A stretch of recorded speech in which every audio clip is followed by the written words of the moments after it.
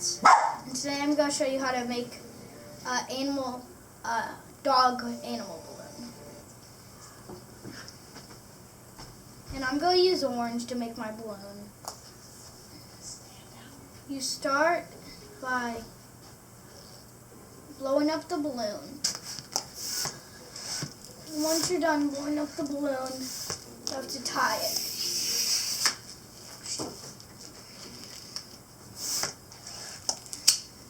And you have to leave about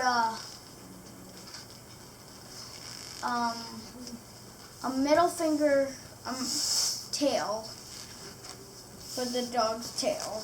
And once you're done tying it, you make about a 2-inch turn, and then you put the balloon to the other balloon, and then hold about an inch of the balloon to the other balloon, and then twist, and then you have your face. And then you twist about an inch for the neck.